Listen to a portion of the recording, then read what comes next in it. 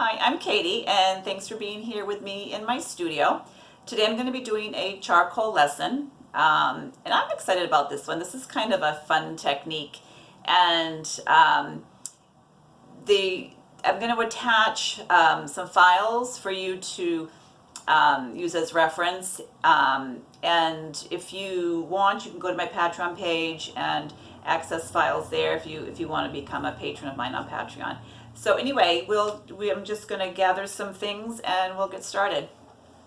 Hi, in this lesson we are going to work with charcoal and work with the still life. This is an image from a still life that one of my instructors set up, and I have to say I greatly admire his work as well as his teaching. And Tim Harney, and he's from Massachusetts, and he works in a lot of collage, but also he is one of my favorite teachers, and he sets up these awesome still lifes. And I will actually attach the image that shows this entire still life, which is massive. And of course, in a classroom setting, it was just very exciting to walk in and just see this massive still life set up with all these awesome places that you can set up and work from. Very exciting. So he was so kind to send me some photos of one of these still lifes, and he teaches down in Montserrat School. And we're going to work from this with charcoal and then do something fun with it afterwards. So we'll get to it. And I'm just going to work on a, this is 11 by 14 sheet of 80-pound sketch paper. So I have my kneaded eraser and some pressed charcoal, which is a little darker than the vine charcoal. Well, it should be. Yeah, I mean, it holds better to the paper. So this is what I'm going to be using, but I'm going to start first with the vine charcoal and just go in and start finding shapes and how the shapes relate to each other. And he has this set up so that, you know, you get all these angles meeting. He just makes it so much easier to find where things are, have all these things meet up in certain ways, the relationship of all these objects to each other. So it just makes for a fun drawing. So I'm gonna go in and see how much of this I can find as accurately as I can.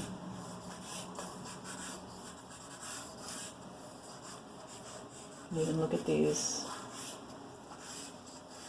lines and square things he's got going on in the background here. I mean, they're just so much fun to work, especially if you're working large. You got a big, huge piece of paper, and you got all this going on. It's just so much fun. But enough of that. Down to business here. So I'm just going to go and work and see how much of this I can get in as accurately as I can without it taking too long.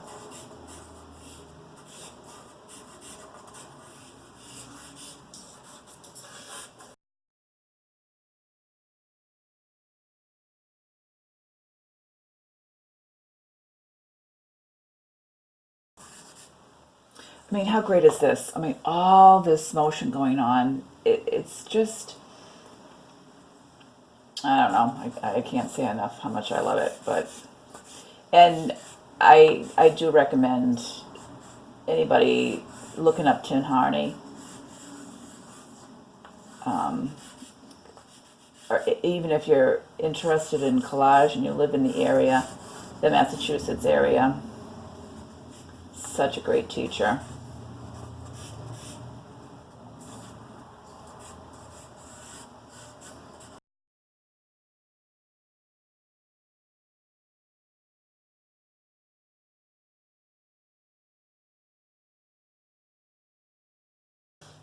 So I know this is a circle.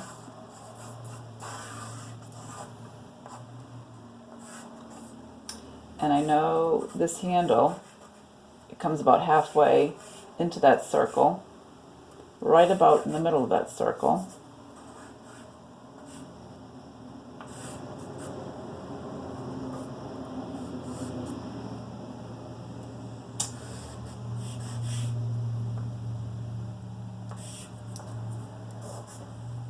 And I know this kettle spout is outside of the circle.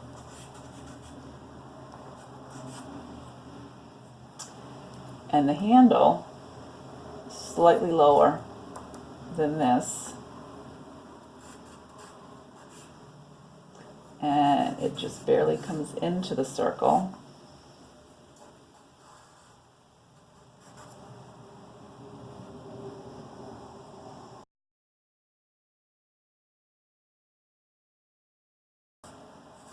And this lines up kind of where that white ball is. And then we got these other stripes kind of touching it.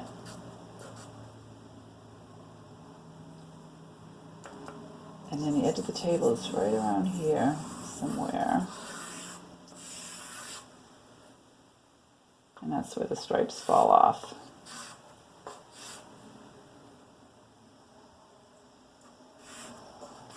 But this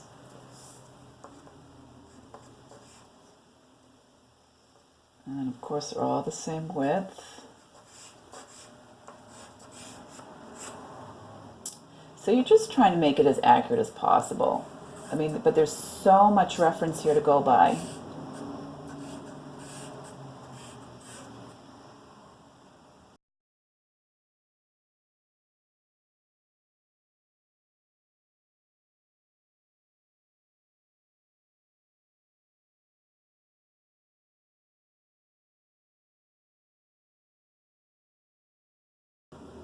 Something like this.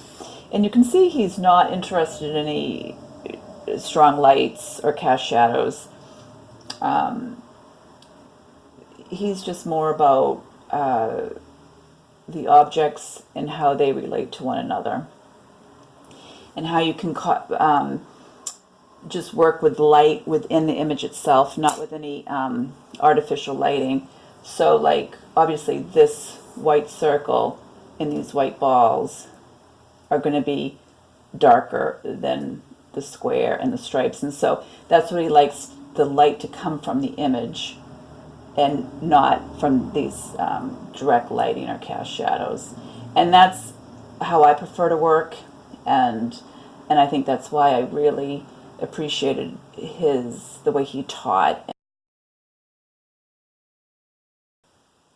So I'm pretty good with the placement of everything. So now I'm just going to go in and try to find that light within the image, working some of these darker areas.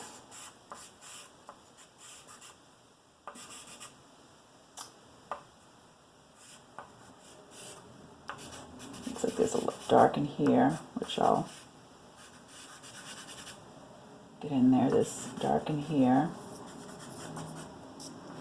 And there's like this dark in here. Might as well give this some dark, but it's this dark here isn't going to be as dark as this. So this is where you get your gray ranges. And you can always go in and play around with how dark you want it. The surface here is a little darker.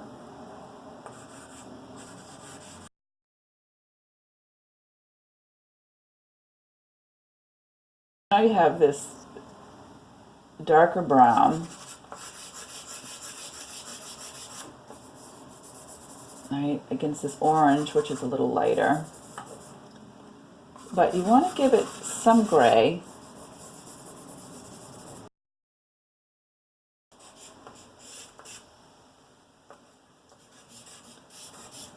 But not as dark as this brown, which is not as dark as what's happening here. So you can just see how this is just gonna, oh my god, I get so excited when I do this stuff. Which makes me wonder why I don't do it more often. All right, now I'm gonna go with my eraser.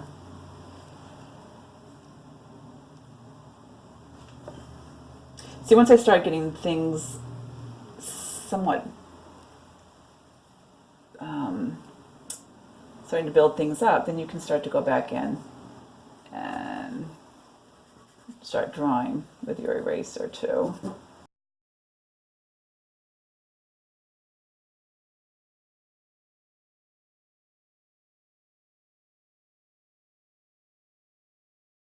Pretty confident of the shapes that you have down, and you don't care if they're totally accurate or if you think that they are completely accurate or somewhat accurate.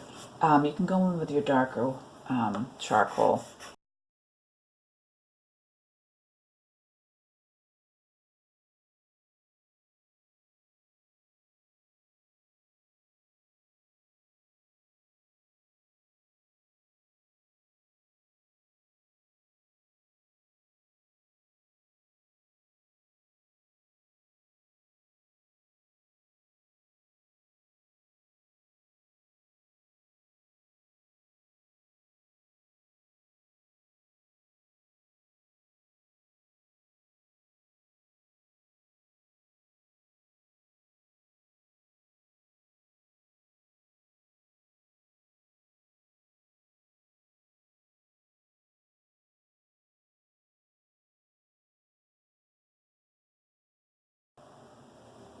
Yeah, so I think I'm pretty good with the way it is now.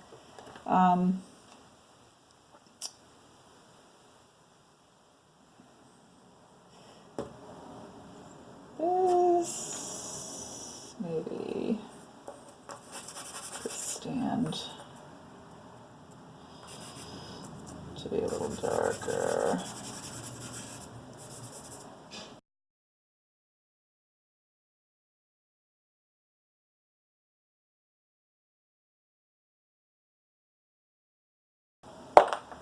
Yeah, it's kind of fun the way it is right now, so I'm just going to let it go.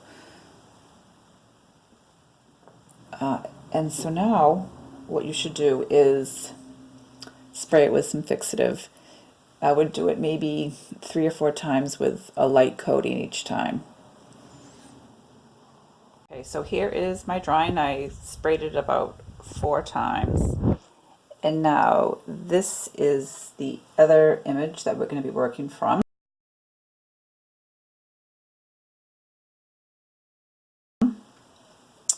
And I have put up another piece of paper, which is the same size as my other one, 11 by 14, 80 pound. So then take a picture of this one or say goodbye or whatever, because we're now going to tear up this one to work our second one using this image. And we're going to use the previous one as our collage pieces.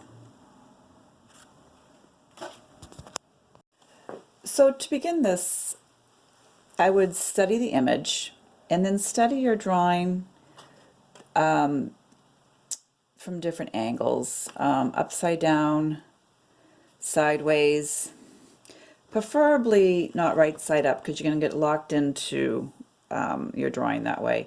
You just want to look at this extremely abstractly. And what do you think you can use from your drawing to start with your new one? What do you feel is going to work? Now,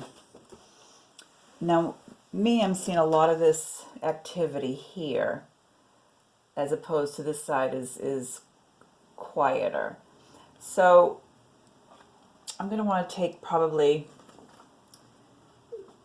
the activity that's happening here in this drawing and use it on this side. And I want to start off with large pieces of paper first and then work down from there. And we'll see how this turns out.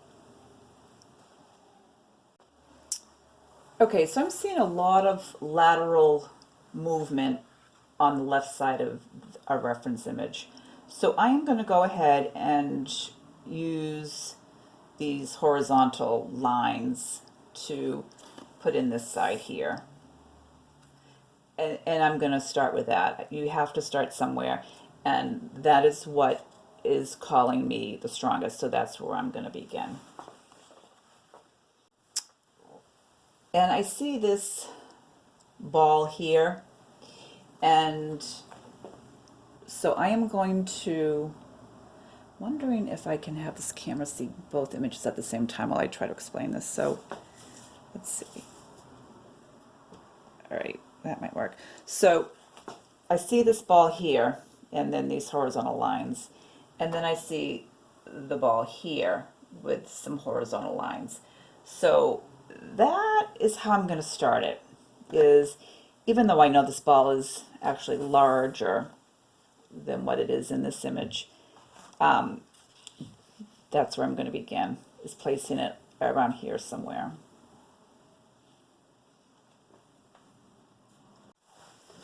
So here I strategically place this on this piece of paper, and I say that jokingly. I placed it as best I could. Let's just put it that way. And so what we have left over is this piece, and I'm seeing a lot of curves here, and I'm seeing this curve here, these curves here, so this one here. So now I look and see, well, how can I best use this piece of paper to make it read something along these lines?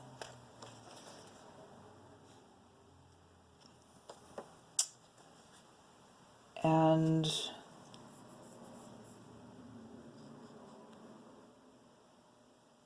let me see.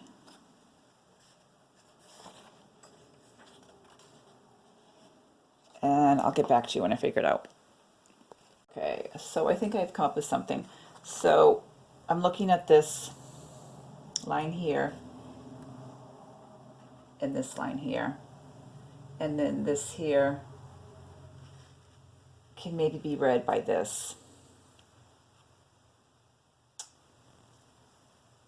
And this image here could actually be read for this here. So I'm gonna maybe cut and tear this piece and then see what I have left over to work with.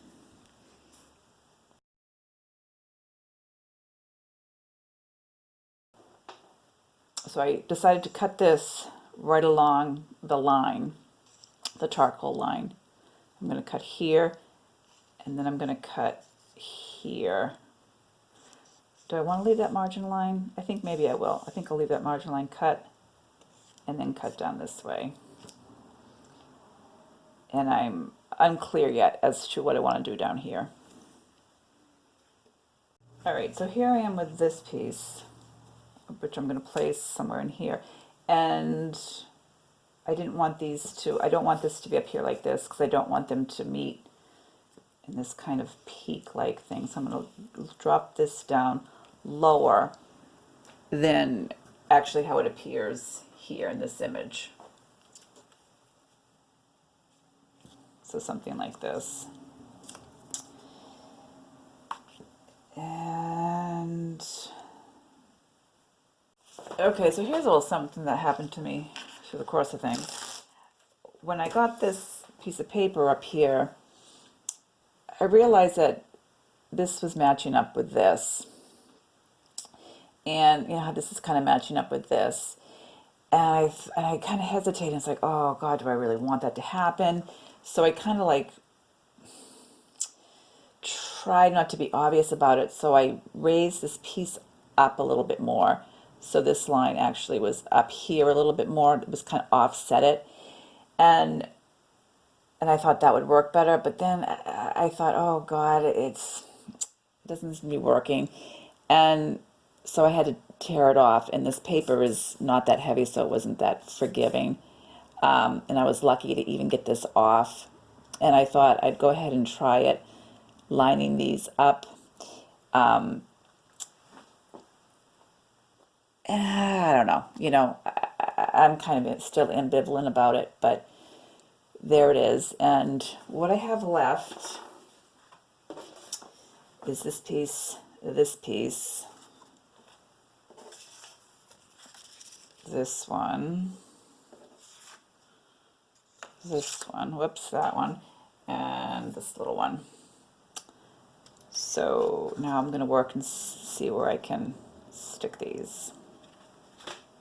Now, since this piece has a lot of white in it, I can actually use this white to maybe make these balls, this vase, maybe even make this shape, and maybe even make this picture, depending. I'd probably be more inclined to maybe want to repeat the balls. So I'll probably cut out a couple, plus it's easier, these circles, and maybe the vase too. Cut out the vase, and I can maybe stick that in here somewhere. Yeah, and then this is dark. Maybe, I don't know, maybe put it here to kind of get this stripe going in here. All right, this little piece that I have, I'm actually kind of loving it for here. So it's kind of like a reverse that's happening.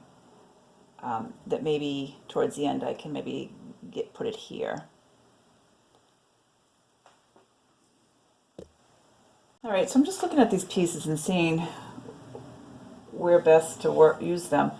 And I was looking at this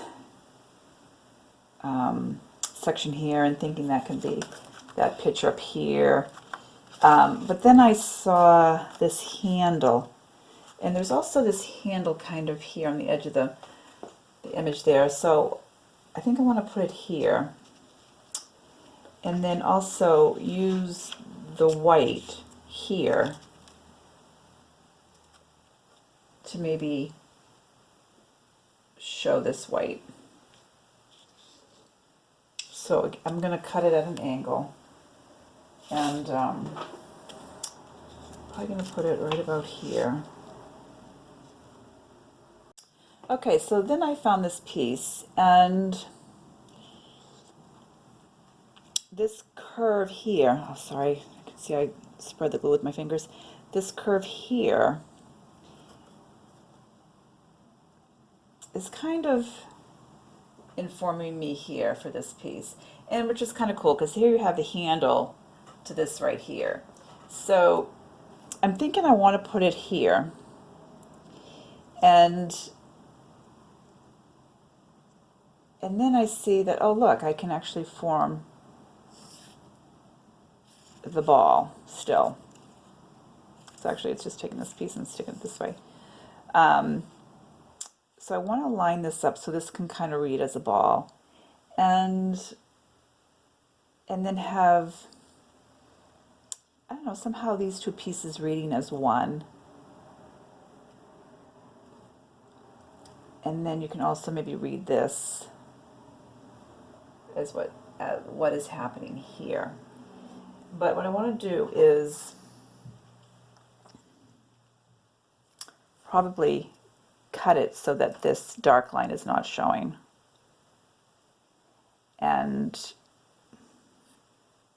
but that I leave this handle. And what I want to do is I want to leave the space white to be the reverse of what's happening here. Right, so here's this piece in place, and also this piece too. So this piece, when I felt compelled to rip this piece off of it. I think I wanted this piece just because it's kind of a cool piece, and I didn't want it to be all white up there. So those were my reasons for snipping that off.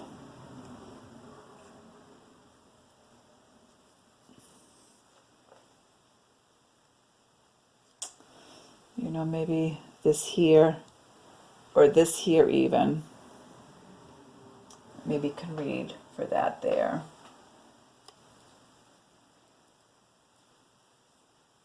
however you want to look at it. Yeah. And then this, I'm wondering,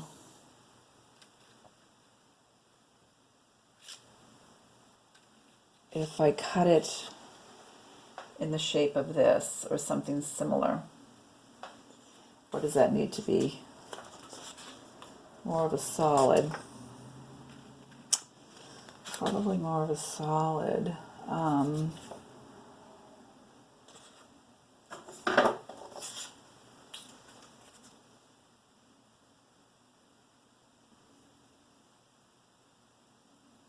Yeah, I think that's what I'm going to do, is I'm going to cut this out in some kind of shape like this. And then get my circles out of this too. My white circles.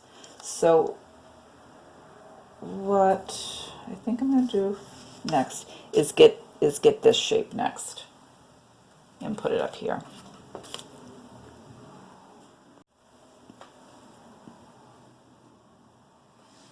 Okay, so my thoughts on this piece. I decided to not try to get the pattern in here because there's enough of that going on. I figured the piece would benefit from some stronger, straighter, more angular lines.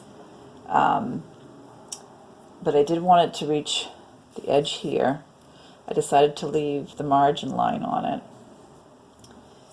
And so that was that. And look how it's kind of coming close to that ball.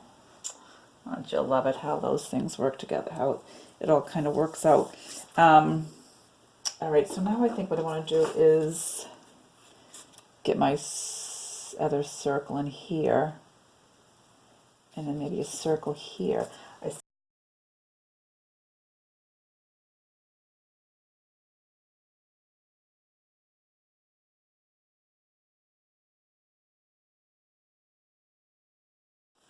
So let's see, I place this piece, and then I cut the ball out, and then this vessel here out of the piece of white that I had. And then what I'm feeling like I want to do is take this piece and cut this shape and use it here. So I think that is what I'm going to do next. So clearly, no right or wrong way to go about doing this, as long as you have somewhat of a legitimate reason as to why you're putting the pieces down that you're putting down. Yeah, as long as you have a reason, then it should be good enough.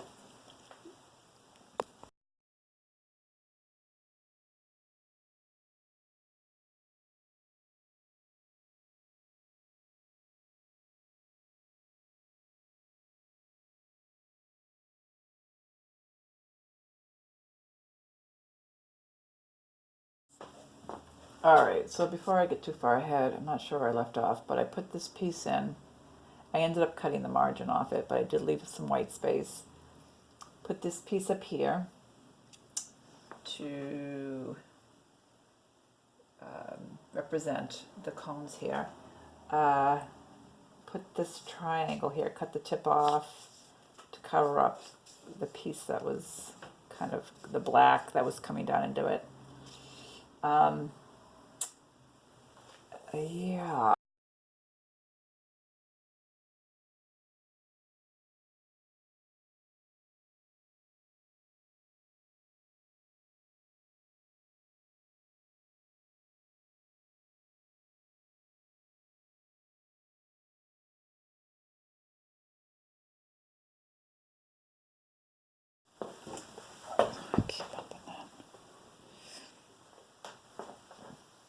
All right, so this piece I ended up lowering instead of having it up higher where I initially was thinking.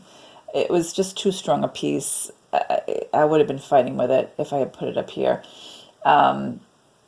It works here because you have all these other strong pieces going on, which I really didn't have going on. So it would, and plus it would have been in the center, and it just would have been where your eye stopped if I had stuck it there. So I lowered it down and I had it, I cut it so it would be in behind this piece here. And then, I guess I added the dark ball here. And then I added this piece here. It was this piece, and then which made me add this piece here. So it was actually two pieces here. And I felt I needed a dark underneath this piece. And I think that is it. And I think it's good. It gives you a good idea of thought processes of why you put certain pieces where you do. And this thought process can also be used when you're doing the portrait, and it's the same. And that's exactly how I think when I'm doing the collage for the portrait, is very similar to how I came up with these pieces for this still life. And you can certainly take this further if you want, but for now I think it reads pretty well. A little chaotic, but fun. I mean, I love doing this stuff, and charcoal is such a great medium. But yeah, I hope you had just as much fun.